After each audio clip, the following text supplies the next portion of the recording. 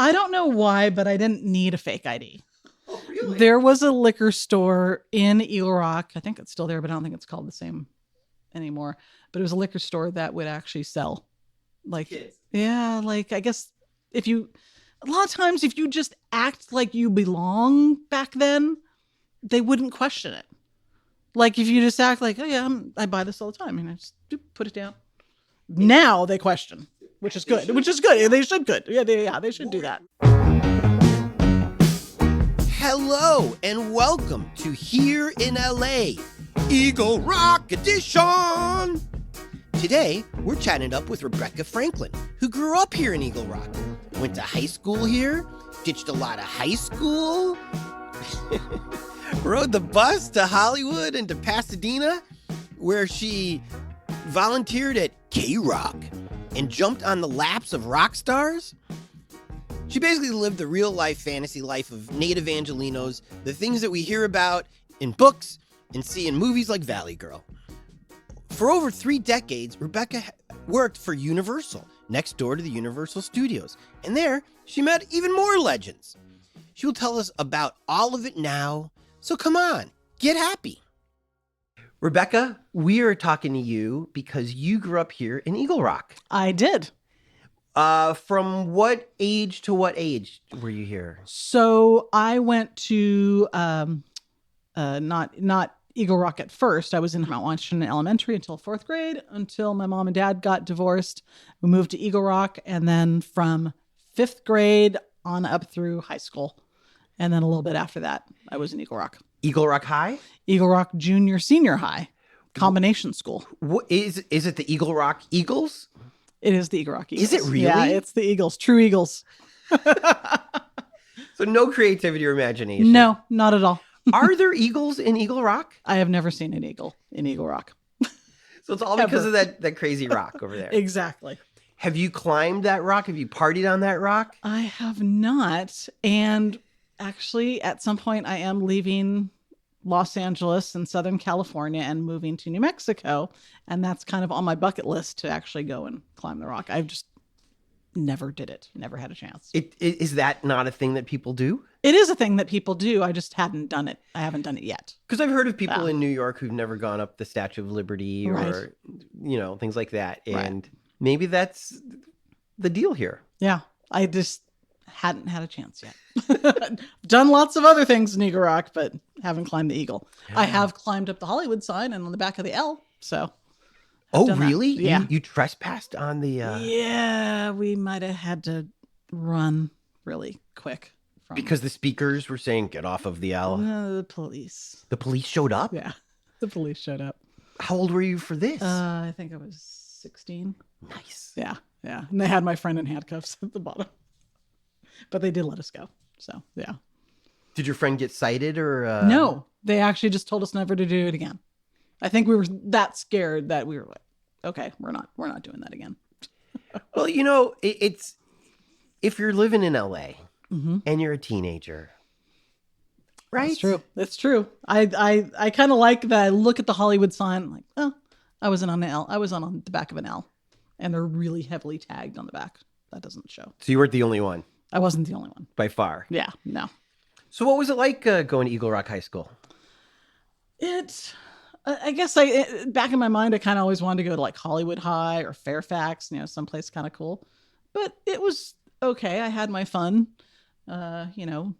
being close to the original KROQ that was over in Pasadena. That was kind of cool because I would ditch school quite a bit and go and answer request lines over at that location and hang out with the DJs. They just let the kids show up? I guess, I don't know. Just we made it that they were easy to talk to and just kind of like, oh yeah, hey, if you want, we'll answer request lines. Like, really? Yeah, sure. So just sitting there, and then we kind of kept going back. Approximately what year was this? Oh, probably 1983. Oh my God. 84. So like some really good times back then for 83, 84 for KROQ. That was some good music. We're played. talking Depeche Mode, The Mhm. Smiths, Yeah. Oingo Boingo. Oh yeah, Oingo Boingo's huge out here. Not Is a that lot what of the other states. is that what the kids were requesting back then on the Yeah. request line? Yeah, Suburban Lawns and some more Some punk rock. Yes, like some of the good. Well, because that was played a lot more often than you don't ever hear it now. Sadly. Yeah. Yeah. So. Wow. Yeah, it was more fun than going to school at the time. Heck yeah. And I don't regret any of it. Would you take the bus? How did you get there? Okay, so one of the good things about Eagle Rock, being Eagle Rock Junior Senior High School, the 180, I think it's the 181 bus passes by there, stops directly in front of the high school, and that takes you directly all the way to Hollywood. Going the other way, it takes you to Pasadena. The 181 ends up at Hollywood and Highland in Hollywood. Yep. And in Pasadena, where does it drop you off near? It goes on Colorado Boulevard. It goes right near Los Robles and all those areas around there. So you can, I have to say, it's a really great bus line back then. So yeah. Shout out to the 181. Exactly. And the 180, which that one goes on Colorado from Eagle Rock.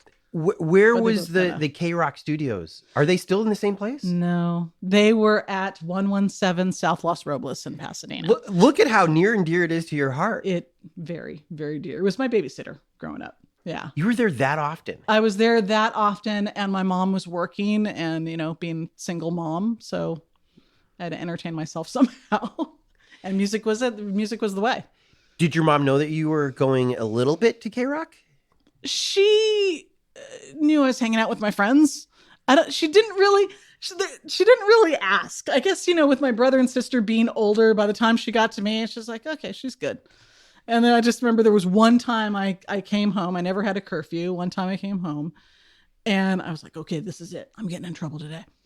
And I got home at 7 a.m. She's like, did you have a good time last night? I'm like, yeah, I did. I had a great time. She just did not. As long as you're alive. As long as I'm alive, yeah. What were you doing until 7 a.m., young lady? I was out having fun and just... Drinking a little bit, going to the beach. Yeah. The beach? The beach. I knew how to get anywhere on the bus. Really? Yeah. And then we would meet people and they had cars and, we'd drive and they're like, oh, let's go do this. And just totally different era, huh? Definitely different era. Like I went to Maryland's from Eagle Rock. Maryland's was this old teen disco, like place to go dancing. And they played like Susie and the Banshees and the Smiths and, all that kind of stuff. Had a bus to take us there. And we just kind of walked down from Colorado Boulevard to go there. And going the other way, I went to a place called Odyssey that was open until 5 a.m. I used to go to the Odyssey. Oh my gosh. Right by the Beverly Center. Yes. Yeah. Yes. And owners burned it down to collect on the insurance. I still have some of the tape that they put around there. I heard it was burned down because either the owners or the parents realized it was gay friendly. Oh yeah. It was very gay friendly. And they were either scared that their kids were gay or they just didn't want that. Mm-hmm. I mean, this is all rumors. Right. And speaking as somebody who didn't know the scene at all. Right.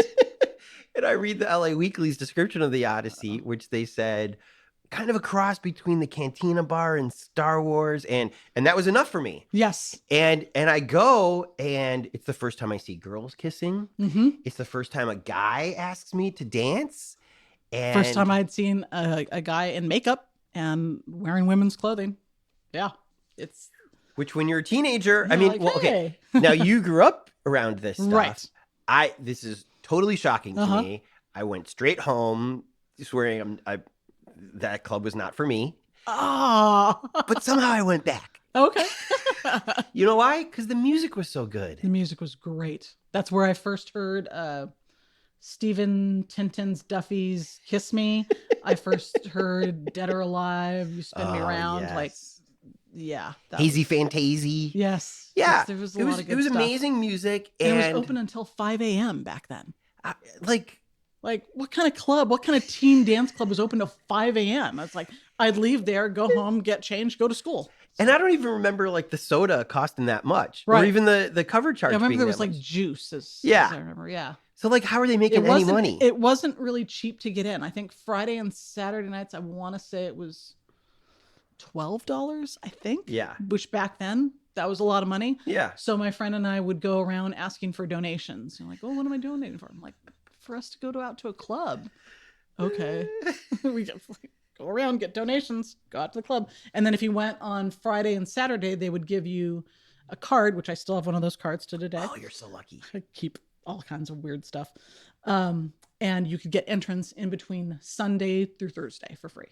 So that's how I kept going back. Wow. Yeah. Yeah. Wow. It was a lot of fun. There was another club called Peanuts on Santa Monica Boulevard. In West Hollywood? Yep. Used to go there. Yeah. Which I want to say was like 6969 Santa Monica Boulevard. Yes, like, it obviously, I would remember that. But but I always thought that was more of a lesbian bar. It was, but it gay friendly. Right. So kind of everybody, they had a lot of cross-dressing shows there, and that's... Which is kind of like what Akbar and what's the Abbey? The Abbey, yeah. It's kind of like, yeah, it's gay, but right. We're not going to discriminate. Who are we to discriminate? Right. If you're straight, you know? Yeah. And which was also eye-opening for a Midwesterner coming to LA. Right. That there's a lot of segregation in the Midwest. And here I don't see that much. You know, that all doors are open. Right. You know, and yes, there's Latino clubs, but everyone's welcome. There's Black clubs. Everybody's welcome. I remember, did you ever go to Florentine Gardens? I did.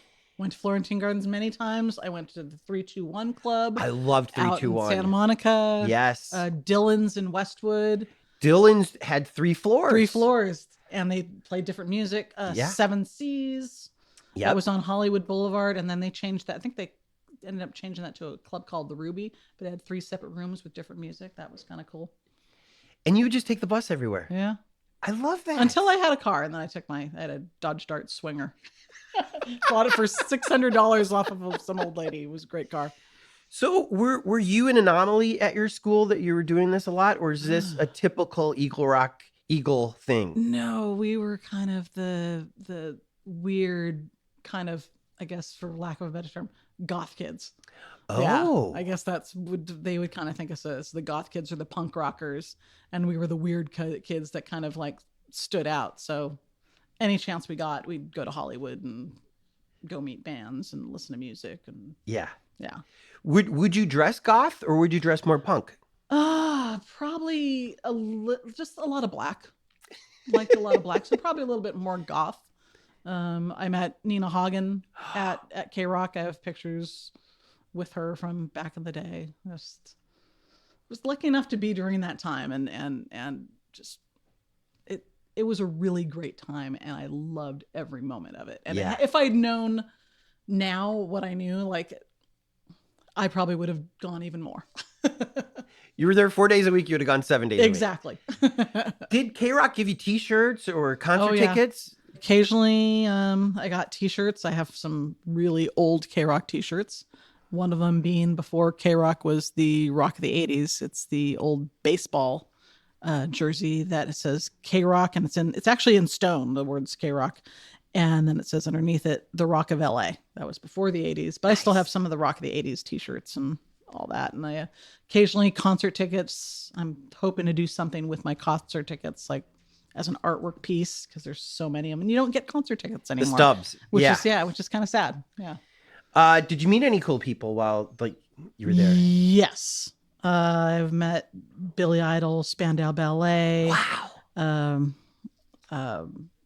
Well, my favorite, because is In Excess, and luckily I was able to meet them a few times. So okay, you're 16-year-old girl. Probably at the time I was 14. 14? Yeah. Okay, even maybe better, 15. maybe worse. Billy Idol, Michael Hutchins. Yes, Michael Hutchins was awesome. The Spandau Ballet guy, whose name I don't remember. Oh, Tony Hadley. Look at you. Yeah, there's Handsome devils. Yes. I got to meet the Sparks. Yeah, that was cool. But for a teenage girl, I mean, In person? Mm-hmm. Were they more handsome in person? Oh, Michael Hutchins definitely was. Really? Yeah. Yeah. He had also great hair too. Oh, yeah. Very soft. Did he have the Australian accent too? Yes. Yes. So he's So- he's accenting all over. He's Yes. shaking your hand. You're Yeah, I blushing. guess You're blushing now. I So guess you could say that. were you blushing then? Oh, maybe after. Yeah. Yeah, I'd say I was blushing back then. Yeah, it was some fun times. I mean, one of the interesting things about LA is a lot of these celebrities are shorter than we think they Mhm. are.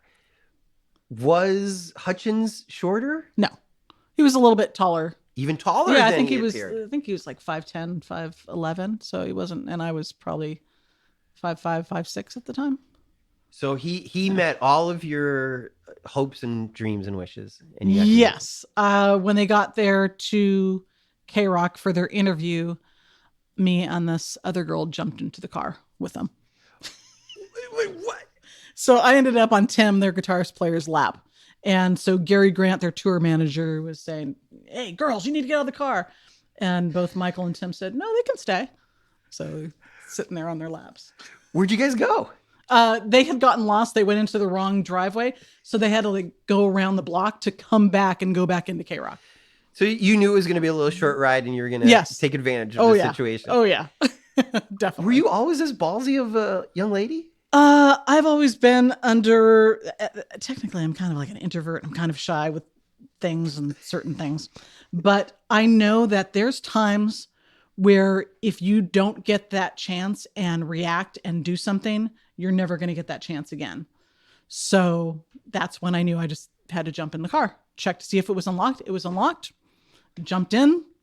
One time I was walking down Melrose and saw Simon Le Bon walking down there, and I looked at him and he walked by. I was like, I have to say something. So I was like, "You're Simon Le Bon," which was the dumbest thing to say, but he's like, "Shh." I'm like, so just talk to him briefly. What do you That mean, was kind of shit? Now cool. that guy's like tall. Yes, he is tall. He's very tall. How does he pretend not to be Simon Le Bon? Oh, I know. Yeah. Yeah. I don't know. It's like that was like he had gone into Koala Blue on Melrose, which was Olivia Newton-John's store back in the day, which I love that store because I'm a huge NXS fan. And Was Australia. Simon dressed in his like suit jacket and guy liner? He was dressed like kind of casual, but still looked good. Like I'm sure some type of designer clothes, but not like anything like a jacket and suit or anything like that. Better dressed than your average guy. Exactly. Kind of stood out. And plus, having a model in his arm. Oh, did he? That, yeah. I can't remember who it was. I think it was Yasmin. Wow.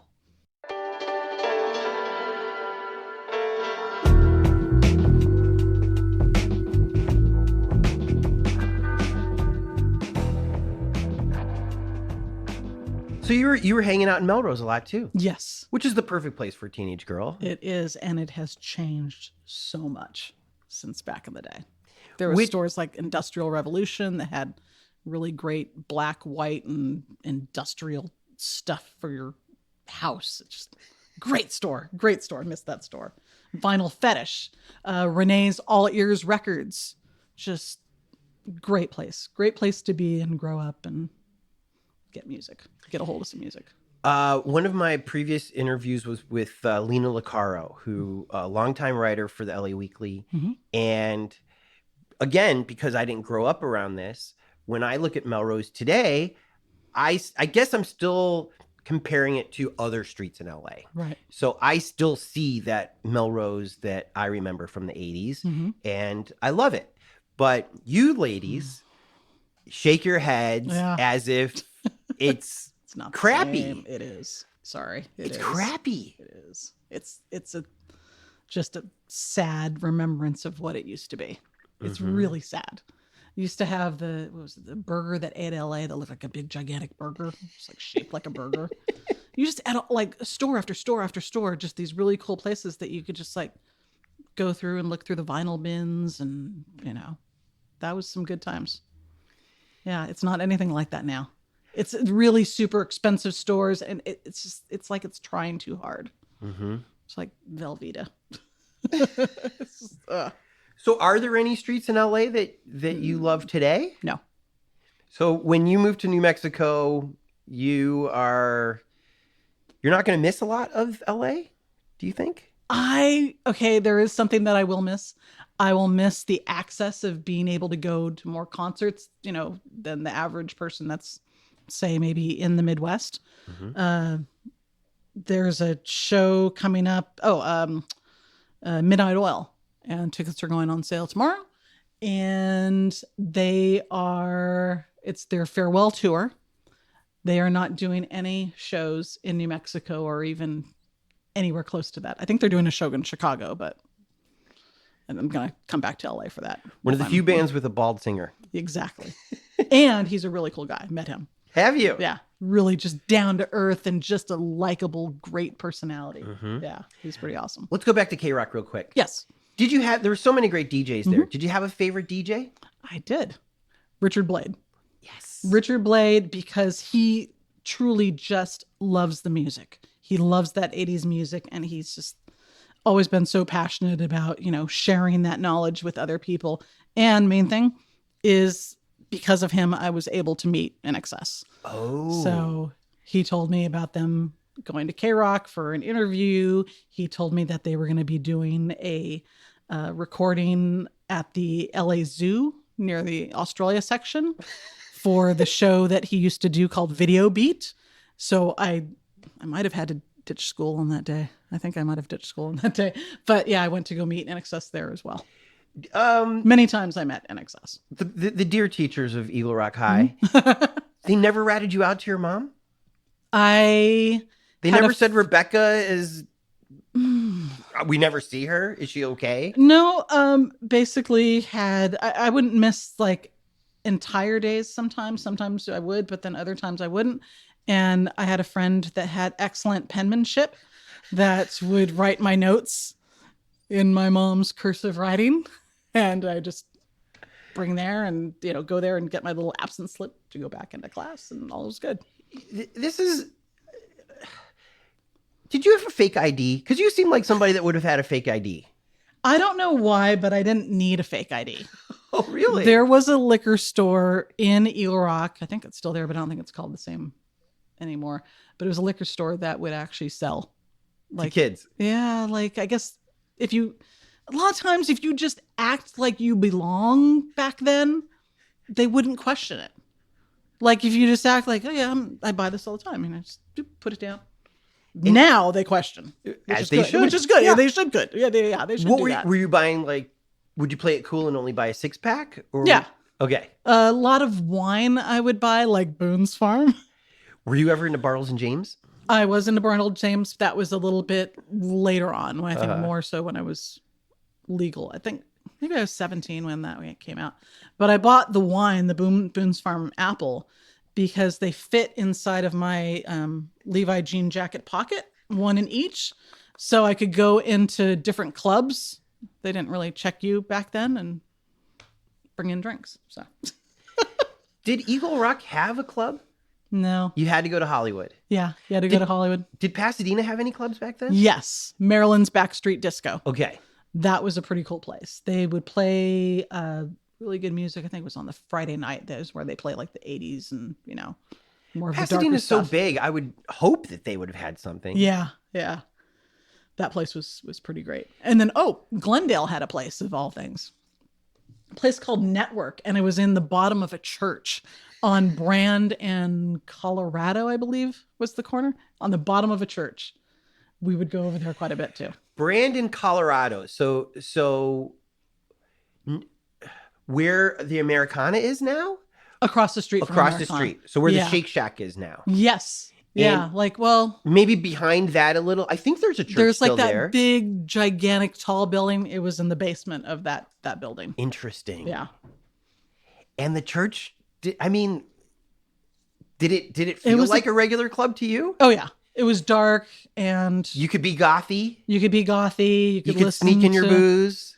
I didn't sneak my booze into that one. That was kind of like a little bit more, I don't know. They would watch you, I guess, kind of, because it was a teen club. Okay, then. Yeah. So were teens making out? Oh yeah. In the bottom of a church. Yes. I love that. Of a church. Yes. Forgive me if I'm being naive with this question. Is there marijuana at all these places? Not really, because it was a little bit harder to get on occasion. I think it was more accessible in like 1980, 81. So and earlier. occasionally a little bit, yeah. So when you were in junior high, it was easier to get weed. Yes. Than later. Yes. How interesting is that? I don't know why that was. And we really cared more about, just being able to drink our cheap apple wine on the go. It was just like easy. So, did you have a boyfriend during any of this time? On occasion, yes. Were they able to get joints and stuff like that? They just never really. I don't know why. It was really that dry. I guess it was kind of dry. I really don't remember us I just remember an access to more so of pills. Oh. Then yeah. What kind of pills were you guys doing? Oh, like for the 80s, the early 80s, that was probably like 714 Quaaludes. So the last gasp of Quaaludes. The last gasp of Quaaludes. Okay. Sounds so bad. This is, by the way, this is all the things that I was hoping that California was going to be when I was in high school in Illinois. Right. So you lived the dream. And many of us talked ourselves out of it. And we were like, well, that's only in the movies. Right. That's myth. That's legend. Right. And weirdly, people don't talk about this a lot. Right. I don't know why. I don't know if they're ashamed or embarrassed or what, but they don't. So because that's not done anymore, really. Well, Quaaludes disappeared from the face of the earth, which is they did. Bizarre. So we would hear about this in Cheech and Chong comedy albums. And when I came to California, it's not like I was looking for it, but I realized at some point, I've never even heard anybody offer this. Right. What were Quaaludes like? Oh, truthfully, if I could just one more. Really? Then I'd be happy, yeah. You liked it that much? Yeah. I had this is going to sound so bad.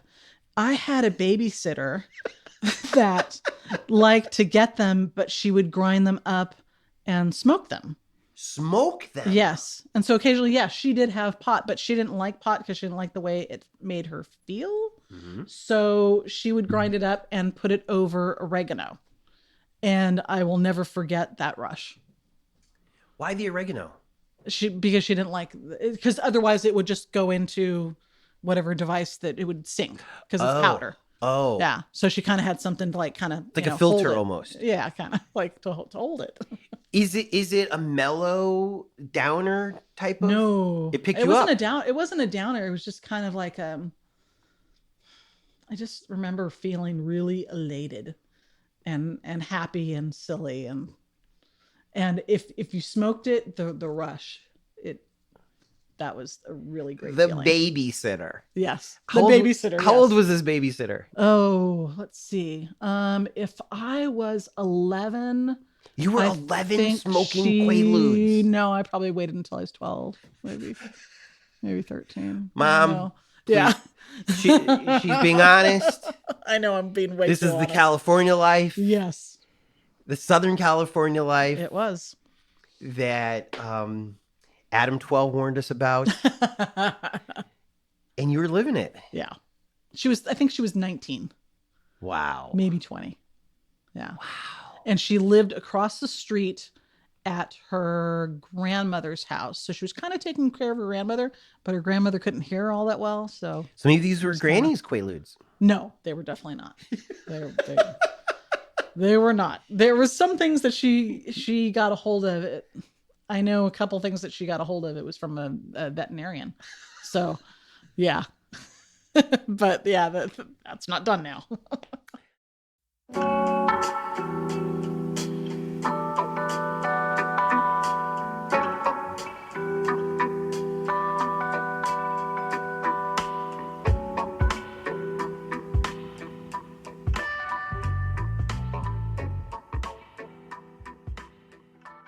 When we did Hollywood and when we did Venice, there were local celebrities of Hollywood and Venice. In Hollywood was the Superman guy who recently died. Oh, yes, I saw that. There was Angeline. In Venice. She's still around. Yes. In Venice, there was Harry Perry.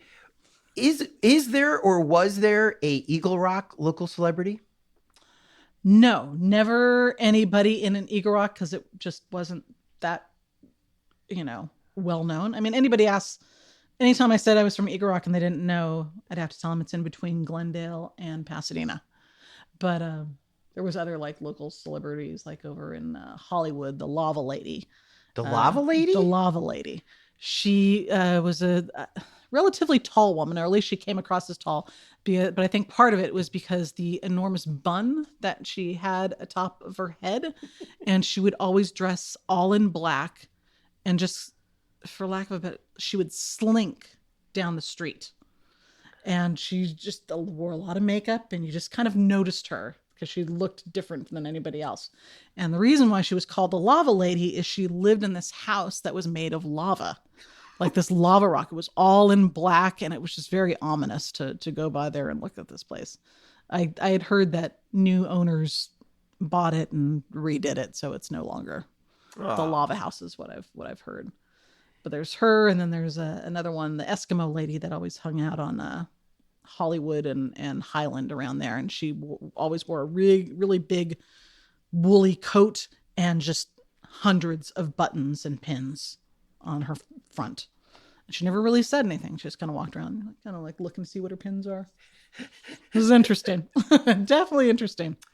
Growing up in Eagle Rock, where were there fun places to hang out to eat? Like when I see Colorado and I see the Oinkster and Tommy's, Jim's Burgers was Oinkster. Oh, that's what it used to be? Yeah. Jim's, was that the hangout? Was that the whole place? And then there's Cindy's at the end of the road there. Okay, so Cindy's, during the time that I grew up there, that place was closed a good amount of time. But it had just stayed there because it looks really cool. It's like that old 50s. On occasion it was open, but then it was closed for many, many, like I want to say decades almost. And then somebody bought it, and I was really sad because I'd had a dream to actually buy that place and make it what I felt like it should be, a really great 50s diner with a great feeling. So you don't like how Cindy's turned out?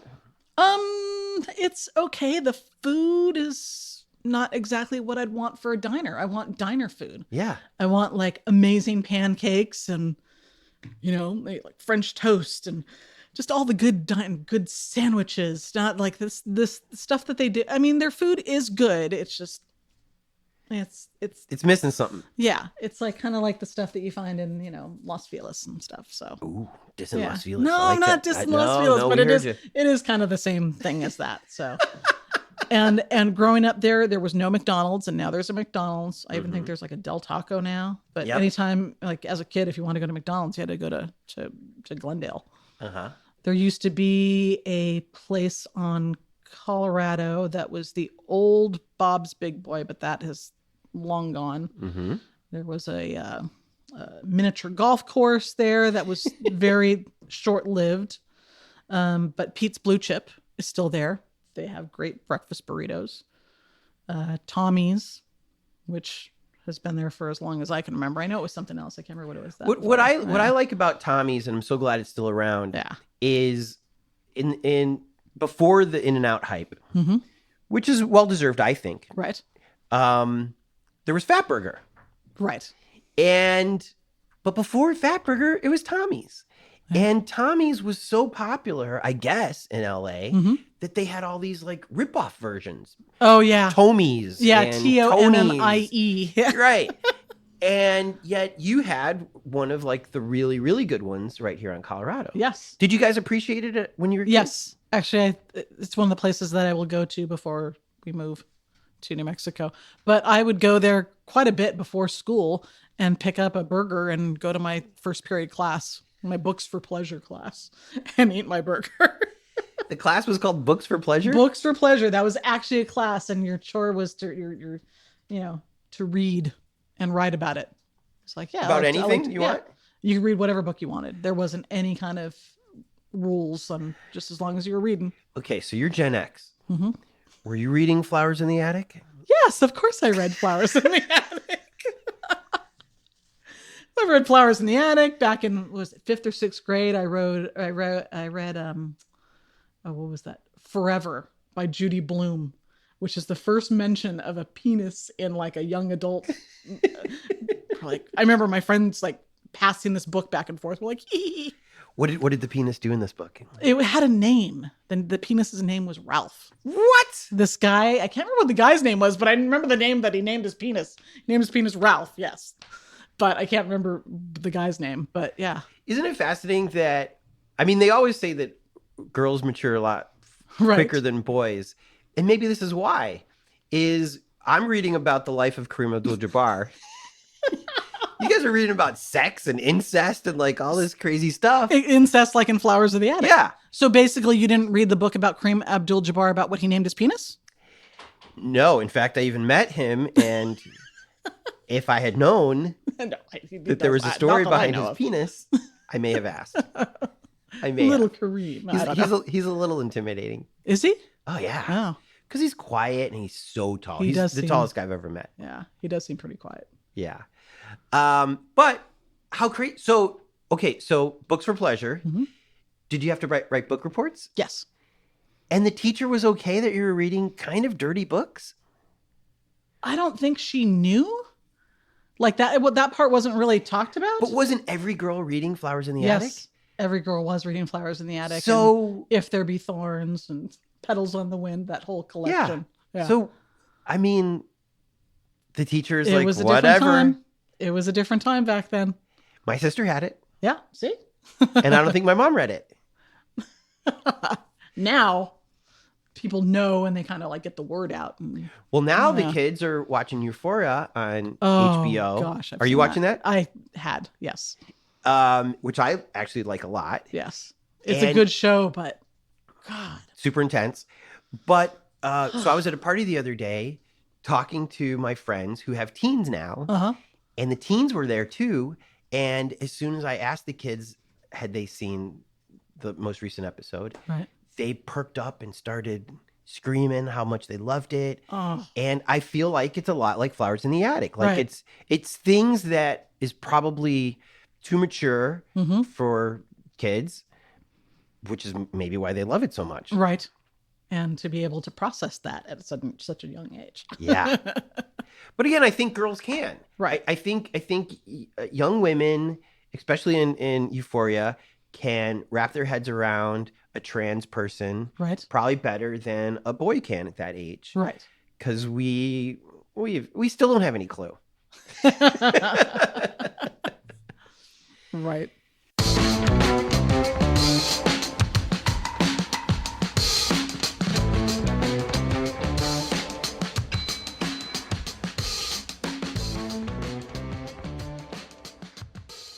So, okay.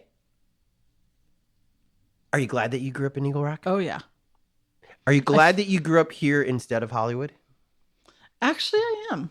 I feel pretty lucky. I like where I lived. And I actually, like in Eagle Rock, I remember because LA Weekly was kind of my Bible growing up. I always would see like, okay, what's going on? What's happening? Mm-hmm. And I remember I would always see a lot of shows for a band called The Bangs, which were the Bangles before they became the Bangles. They used to be called the Bangs.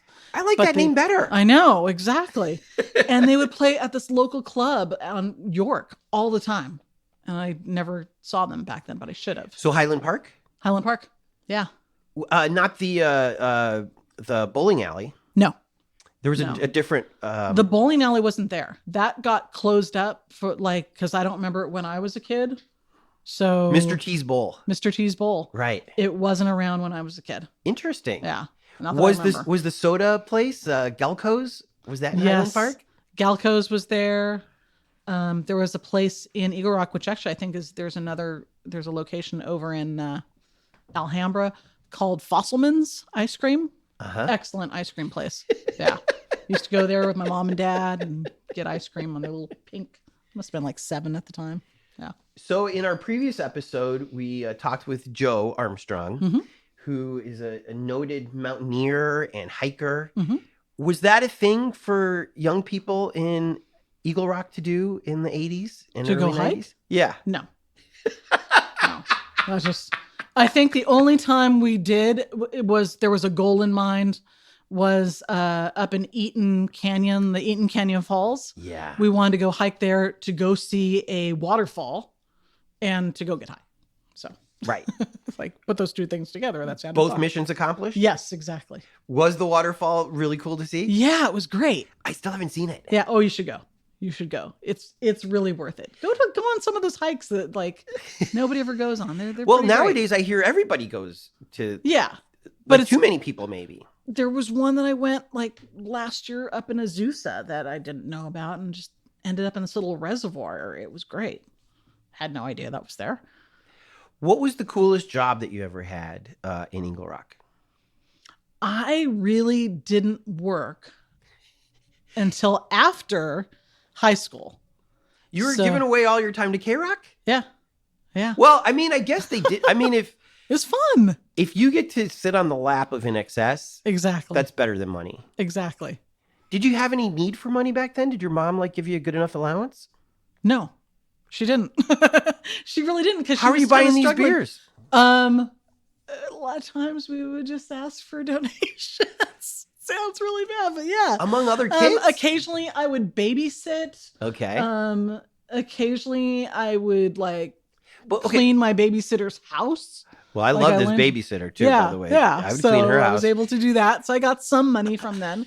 But like the Wait, local the babysitter theater, would give you the money that your mom was giving her. How no, funny no, is no, that? no, no. Different babysitter? No, same babysitter. But like she's like, oh, you want to earn some more money? Like, you know, But I'm saying your mom gave the Oh, babysitter yeah. $10 to babysit Right. you.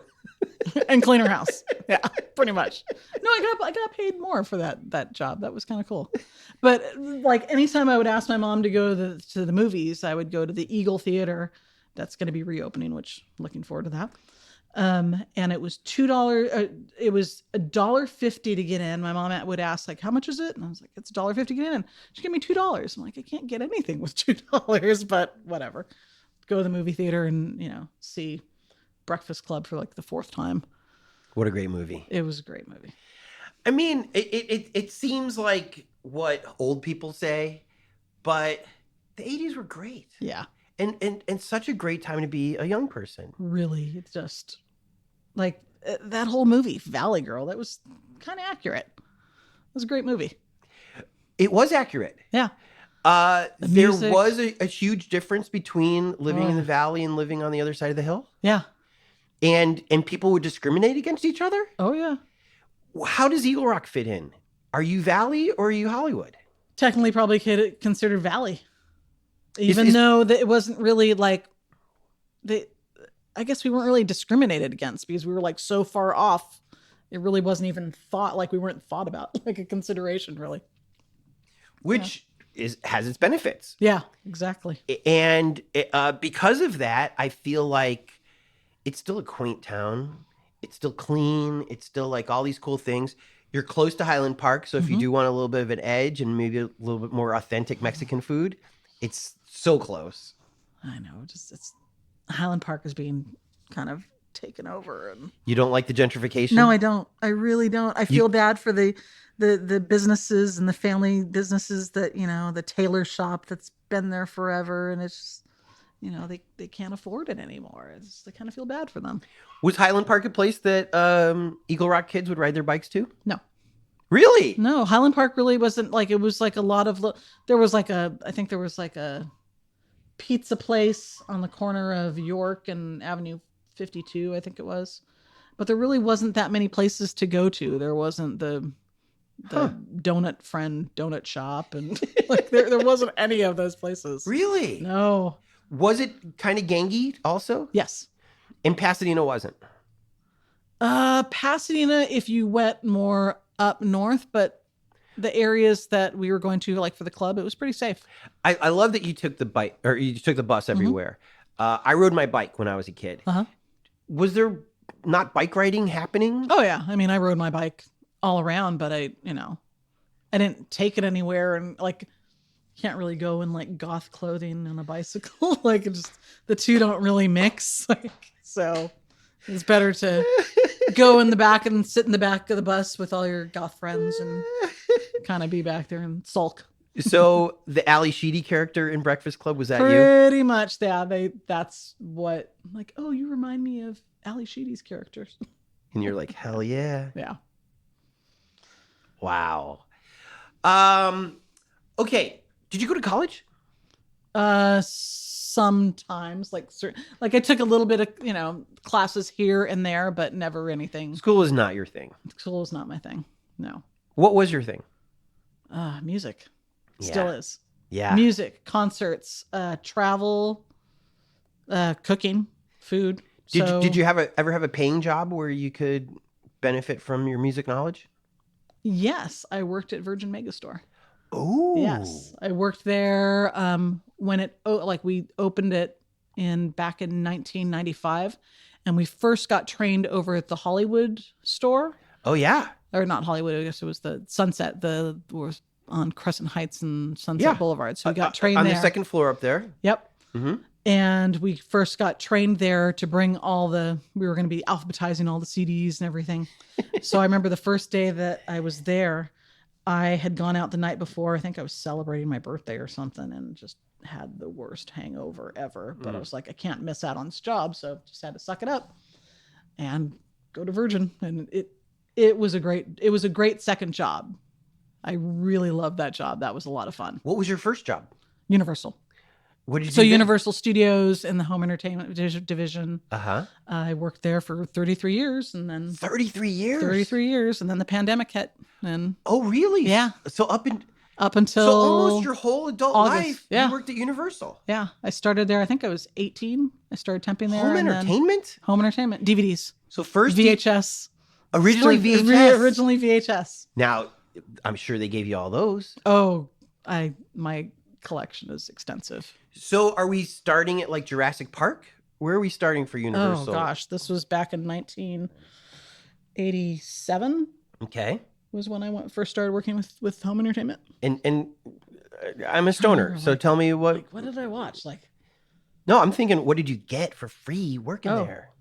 It was a lot of DVDs, like VHSs and DVDs. And part of my job, I first worked in the mailroom and then I went over to do a desk job.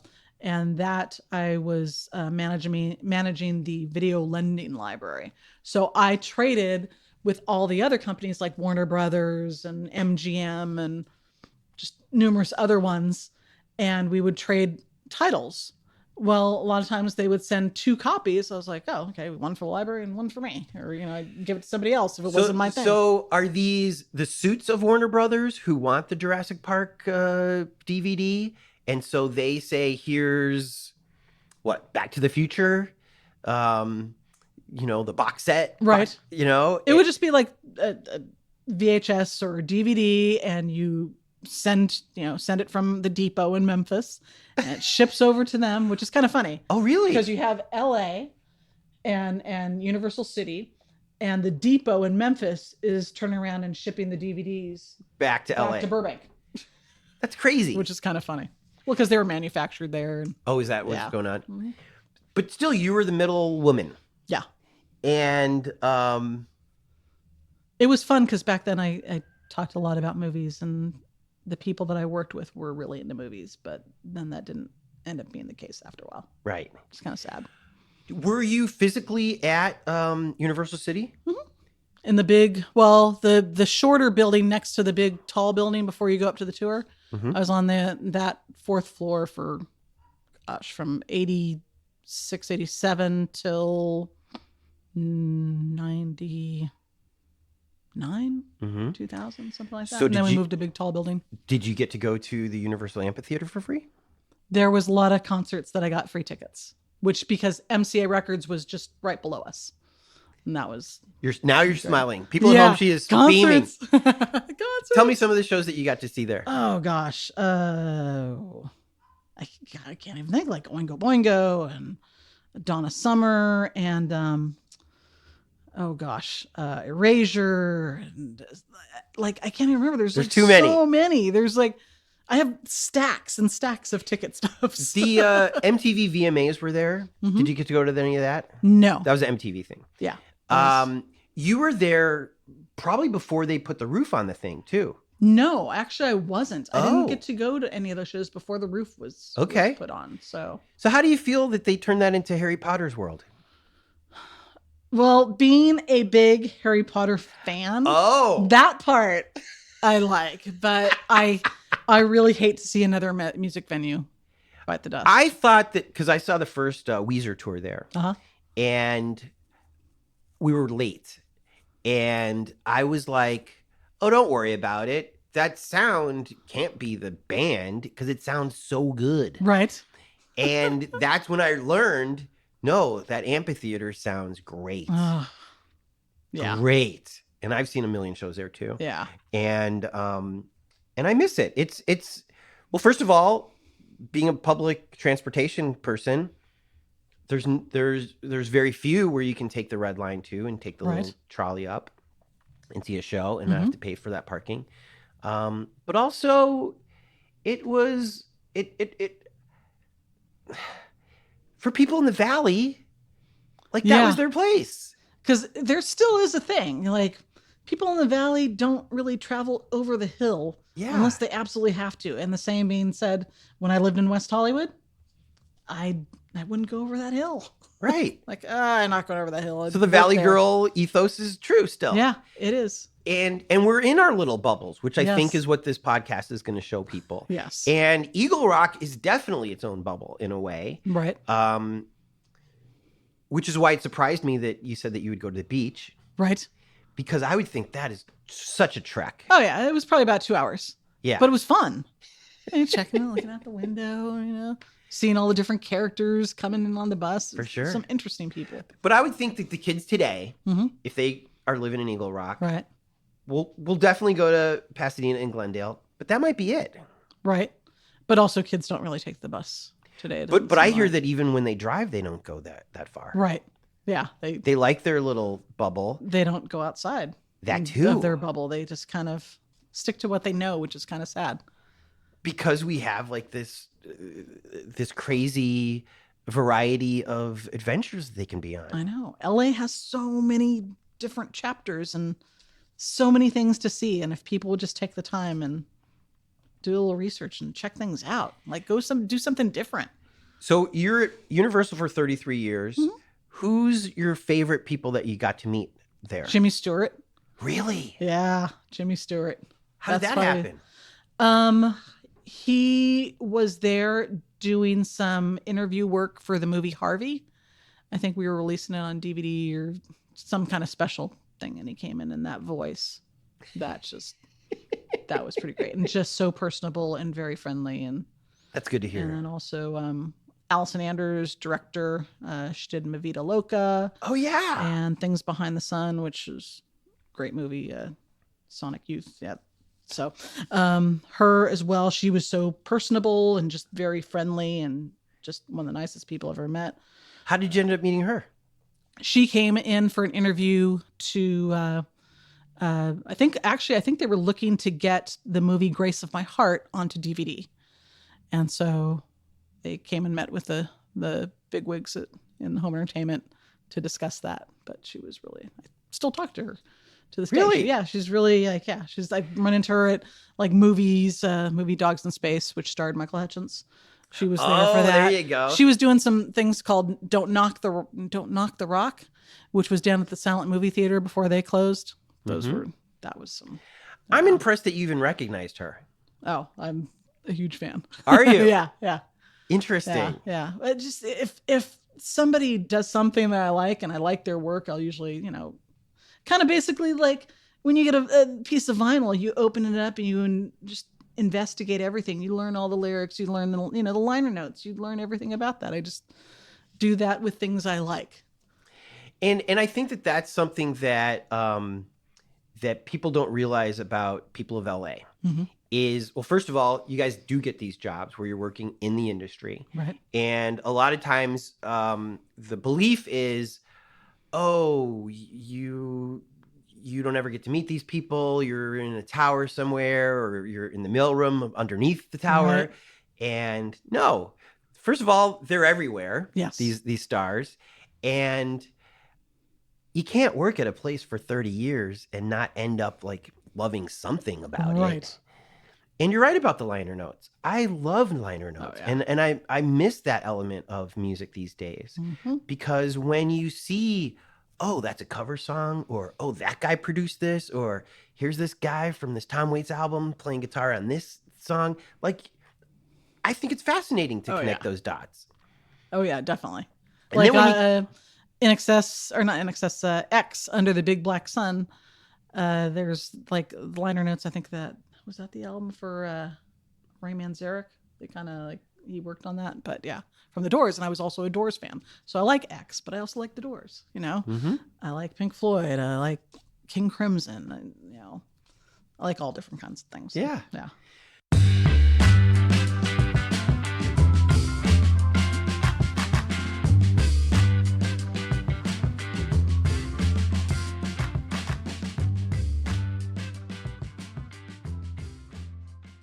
Okay, so why are you moving to New Mexico?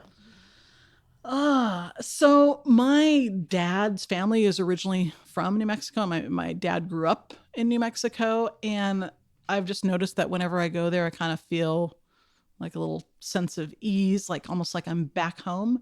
And my cousin lives there, and she's gotten a little older in age, and I'd like to help her out. And they have a really wonderful beer community out there. Lots of great breweries. Oh my gosh, there's some. They do? They really do. Oh yeah, yeah, and some cider places too. Some really great cider places. There's one in Rio Rancho. And you really like beer? Yeah. Oh yeah. Yeah. I've brewed. Yeah. Are you a Tony Darts away person too? Yes. Huh? Yes. Because that's I what haven't I been in asked. a while because now it's Yeah. kind of far from me. But now I live living in Anaheim right now. There's a lot of breweries down there. Are there? Oh, Bottle Logic, which is technically I don't think it's Anaheim. It's part of Anaheim. But still, you'd rather move to New Mexico than stay in Anaheim? Yeah, I think it's time. It's time for a little bit of a change of scenery, just to live. I've never lived anywhere else. I've always lived in Southern California. And Interesting. Now Anaheim is the furthest south in Southern California I've ever lived until I leave there, and now I'm going east. Wow. Yeah. Is there a restaurant in Eagle Rock that you're going to miss the most? Ooh. Geez. Well, I like Cacao. That place is really good. I just went there for the first time the other day. And they have just some wonderful food there. And again, Joe recommended this. Mhm. I don't know if if it's making the cut of the interview we did, Uh-huh. but he was like, it's a little pricey. It's actually a lot pricey, Joe. I paid $14 for a chicken burrito. Oh yeah. Best $14 burrito I've ever Oh, had. see? Then sometimes it's worth it. Unbelievable. What else should I go when I return? Ooh, there is a place on No. In Cacao. What do you like to eat when you go I there? like the sea urchin tacos. Sea urchin tacos. Yeah. I'm a huge sushi fan, and I love sea urchin, and they combine it with a taco. I'm a happy person. Is that like a $10 taco? Yeah, it's something like that. I don't even But it's remember. worth it, right? Yeah, it's worth it. It's worth it. I also didn't know it was a Jonathan Gold 101 restaurant. Yeah. Oh yeah. I still have. I'm gonna keep those. I still have those guides. Those guides. But like how cool that you have Yeah. a restaurant in Eagle Rock that Jonathan Gold was like, That's hell true. yeah. And it lives up to the hype. Yeah. Yeah, it's true. It's really good. Also, it's a good vibe in there. Mhm. Like the decor is cool. They're not uppity. No, they're not uppity. I wish the parking was a little bit better. Oh. Never used to have trouble parking in Eagle Rock when I had a car. Like there was places to park, and now it's just there's all these places that are people coming to and living there. You may not have the answer for this, Mhm. but there's a women's center on Colorado. A beautiful wooden. Yes, You're smiling. I'm very familiar with that. Are you? Yeah. Please tell me about it. Do you not like it? No. I loved it. It doesn't hold the best memories for me. It's a Oh. beautiful place. It's a beautiful location. People should book their events there because it's got so much history. You broke up with a dude there? It was my first husband. Him and I got married there. And, I swear I'm not psychic. Yeah. That's kind of weird. That's bizarre. Yeah. So. Well, okay. The reason that I bring it up Mhm. is a friend of mine lives in Eagle Rock, Mhm. and you guys used to have these street fairs here. Yes. What was that called? Maybe Maybe it's just a street fair, the Eagle Rock Street Fair. No, like it had like a different. It had a name. Yeah. And But anyway. I just thought it was really cool because Uh-huh. I missed the Sunset Junction Street Fair. Right. And it kind of gave me a little bit of vibes there, but it's even more family friendly here. And Right. it's free. And so as we're walking up and down Colorado, a place that I'm still not that familiar with, Uh huh. something was happening in there. Maybe it was just free lemonade. I don't know what Right. it was. Could be. And I was like, this is a great place. Oh, yeah. Where does this place get to be so cool from? I have to say, if somebody's going to get married, they should really book their event there because it includes tables and chairs. So a lot of things already incorporated. And when I was originally looking to get married at the other place that used to be the Eagle Rock Library, you had to bring all that stuff in. So, yeah. But it's a beautiful location and so much history in that building. I love the architecture. What do they and all normally that. do in there? Usually they have their women's club meetings. Did you ever go to this? No, I never joined the women's club. Just, I didn't know if it would be my kind of thing.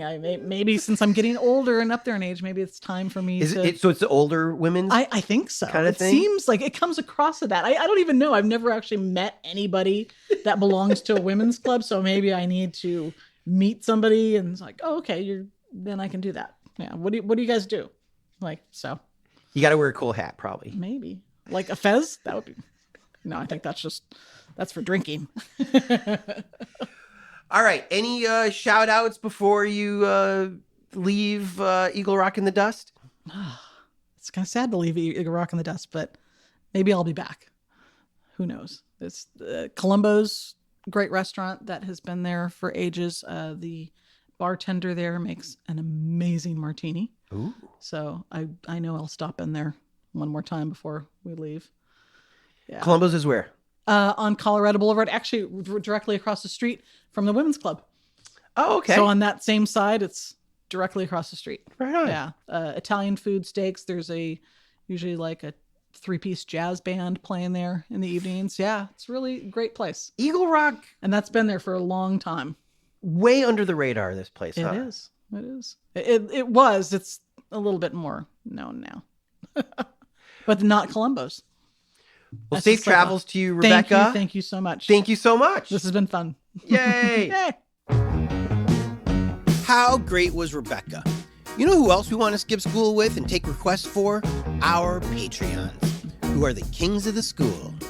When you stoke us, you're saying, Tony, Jordan, here's a vinyl LP. Here's a beer at the show. Here's a ticket to the Hollywood Bowl. Every donation you hand over helps keep this insane project rolling. Thanks for the hand.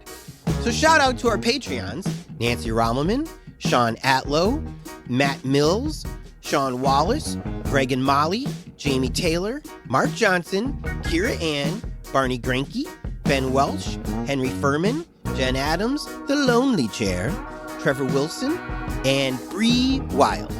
Want to hear your name at the end of next week's show? Go to patreon.com/hereinla and give till it hurts. Also, shout out to our Angelinos. To be an Angelino, all you have to do is PayPal us $25 or more, and we will list you on the Here in LA website forever. You will also be given a number to denote how early you got in. For bragging purposes, basically. And you helped make this dream come alive. For example, Angelino number 1 is Allie Miller. Number 2, George Wright. Number 3, Rita Joanne. Number 4, Jason Sutter. Number 5, Grant Houghton. 6, Rob Baker. 7, Kev Chang. And number 8 is Brenda Garcia. Just PayPal your hard-earned cash to busblog@gmail.com. Want to support us, but you're giving money to Ukrainian refugees who need your cash and prayers and seriously good vibes? Got it. Totally. But you can still help. Post your favorite episode of Here in LA on your Facebook. Oh my God, post 2. Post every single time we come out with a new episode, which is at least once a week, and we're nudging closer to 2. Tweet something nice about us. Tell your friends. Tell all your friends. Tell them how Here in LA is spelled, and that it's on Apple Podcasts and Google Podcasts and Spotify. Here in LA is produced by myself, Tony Pierce, and a man who would have played sax on INXS's new record, In a Perfect World, Jordan Katz.